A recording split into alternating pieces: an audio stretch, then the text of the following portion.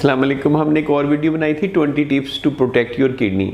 अब ये वाली वीडियो है 12 tips to reduce protein urea.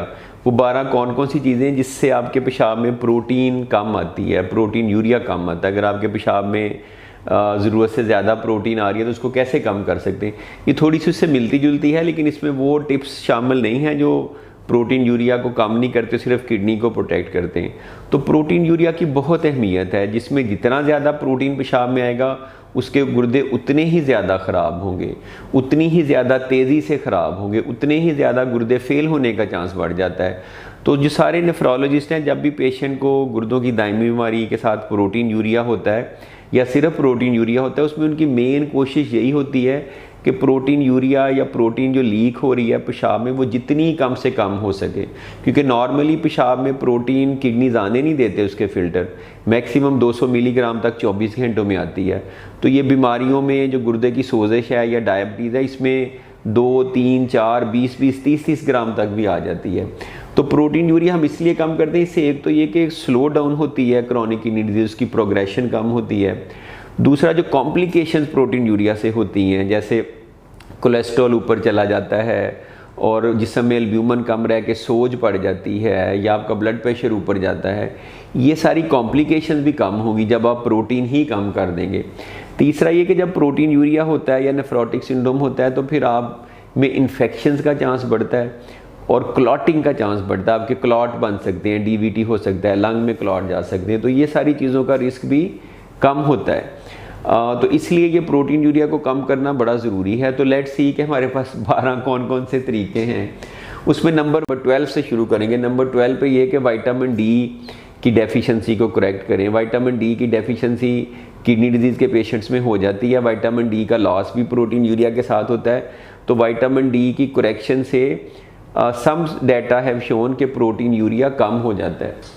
तो लेकिन उन लोगों में करना जिनमें विटामिन डी की कमी है, जिनमें नहीं कमी उनको विटामिन डी देने की ज़रूरत नहीं है। नंबर 11 पे ये कि avoid non steroidal anti inflammatory drugs or PPI.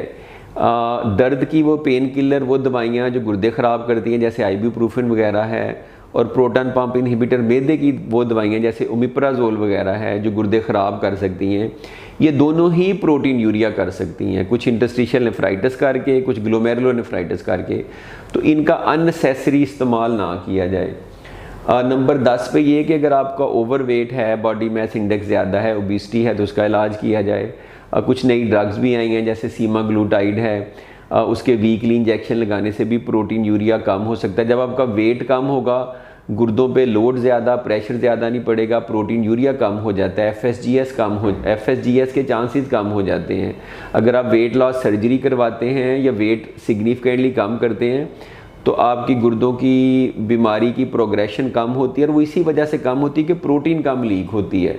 तो जितना ज़्यादा आपका बॉडी का वेट है उतनी ज़्यादा प्रोटीन गुर्दों को जब फिल्टर करनी पड़ती है तो वो बड़े हो जाते हैं साइज़ में, थक जाते हैं, एग्जॉस्ट हो जाते हैं और प्रोटीन फिर लीक होना शुरू हो जाती है। नंबर 9 पे ये है कि स्टैटन्स जो कोलेस्ट्रॉल की दवाइयाँ हैं, अगर आपको क्रॉनिक किडनी डिजीज़ है या प्रोटीन यूरिया है और आपका लिपिड्स भी बढ़े हुए हैं, तो बल्कि कुछ डाटा तो ये कहता है कि इर्रिस्पेक्टिव ऑफ कोलेस्ट्रॉल लेवल, अगर कोलेस्ट्रॉल लेवल नहीं भी बढ़ा तो इसको आप दें। इसमें एलडीएल जो बुरा कोलेस्ट्रॉल है उसको 100 से नीचे रखना होता है। तो फाइब्रेट्स और स्टैटन्स कुछ ऐसा डाटा है जिसने ये शो किया है कि ये प्रोटीन यूरिया को कम करते हैं। तो हैंस फिर किडनी डिजीज़ को किडनीज़ को प्रोटेक्ट करेंगे और किडनी डिजीज़ की प्रोग्रेशन को कम करेंगे। नंबर 8 पे है एल्डोस्टेरोन एंटागोनिस्ट। कुछ नई दवाइयाँ जैसे पहले स्पाइरानोलैक्टोन था, प्लेरिनोन था, अब फिन है। इन्होंने शो किया है कि ये प्रोटीन कम करती हैं। ये ब्लड प्रेशर की दवाइयाँ हैं, डायूरेटिक्स हैं, लेकिन ये गुर्दों की हिफाजत करती हैं by decreasing the protein leakage. Number 7 पे ये है कि नॉन डाईहाइड्रोपायराडीन कैल्शियम चैनल ब्लॉकर है। ये एक ब्लड प्रेशर की दवाइयों का ग्रुप है जिसमें वरैपामिल और डेल्टियाज़म आ जाते हैं। ये not only blood pressure control करते हैं बल्कि प्रोटीन के लीकेज को भी कम करते हैं। तो ये अगर आप में इंडिकेटेड होगा तो ये नेफ्रोलॉजिस्ट फिर आपको देगा। नंबर 6 पे ये कि सॉल्ट रिस्ट्रिक्ट करें, कम नमक लें, लो सॉल्ट डाइट लें, 2 to 3 ग्राम आप नमक लेते हैं। इसका फ़ायदा ये होता है कि ब्लड प्रेशर अच्छा रहेगा, स्टेबल रहेगा। जब ब्लड प्रेशर बॉडी में सही रहेगा तो किडनीज़ में भी प्रेशर कम होता है। किडनी में प्रेशर की वजह से भी प्रोटीन लीक होती है। जब ग्लोमेरुलाई के अंदर प्रेशर बढ़ता है तो प्रोटीन लीक होती है, तो आप ब्लड प्रेशर कंट्रोल करें बाय रिस्ट्रिक्टिंग द सॉल्ट और सोडियम इनटेक। नंबर 5 पे ये कि प्रोटीन का इंटेक कम करें। स्टडीज़ हैव शोन कि अगर आप मॉडरेट अमाउंट ऑफ प्रोटीन लेते हैं 0.8 ग्राम से 1 ग्राम पर केजी बॉडी वेट, तो आपका प्रोटीन यूरिया का चांस भी कम हो जाता है। नंबर 4 पे ये कि शुगर की कुछ दवाइयाँ हैं SGLT2 रिसेप्टर इनहिबिटर, जैसे डेपाग्लिफ्लोजिन है, कैनाग्लिफ्लोजिन है।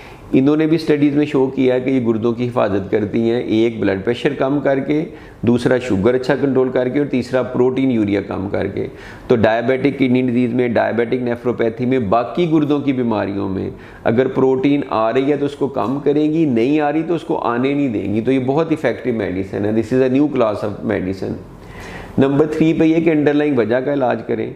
अगर आपके डायबिटीज़ की वजह से है प्रोटीन आ रही तो डायबिटीज़ का इलाज करें, मेम्ब्रेनस नेफ्रोपैथी की वजह से आ रही तो उसका इलाज करें, IgA नेफ्रोपैथी उसका इलाज करें, किसी मेडिसिन का इफेक्ट है तो उसको स्टॉप करें। तो जब अंडरलाइंग वजह जिसकी वजह से प्रोटीन आ रही है उसका इलाज होगा तो प्रोटीन यूरिया ठीक हो जाएगा या बेहतर हो जाएगा। नंबर 2 पे वही अगेन ACE इनहिबिटर या ARB, ये वो ग्रुप ऑफ मेडिसिन है जिसमें valsartan, losartan, telmisartan, enalapril, lisinopril, captopril, ये सारी दवाइयाँ आ जाती हैं। ये दीज आर, आप समझिए कि ब्रेक थ्रू मेडिसिन हैं जो कि 1990 से यूज़ हो रही हैं, सेफ़ हैं, इफ़ेक्टिव हैं, और सबसे जो है ना ज़्यादा डाटा और रिसर्च इस पे है प्रोटीन यूरिया कम करने के लिए। तो अगर आप में ये इंडिकेटेड है या कोई कॉन्ट्रा इंडिकेशन नहीं है तो they must be used. Number 1 पे ब्लड प्रेशर कंट्रोल करें, ब्लड प्रेशर कंट्रोल करें, ब्लड प्रेशर कंट्रोल करें। अगर तो नॉन डाईहाइड्रोपायरिडीन कैल्शियम चैनल ब्लॉकर या ACE इनहिबिटर इस्तेमाल करते हैं तो एक्सीलेंट।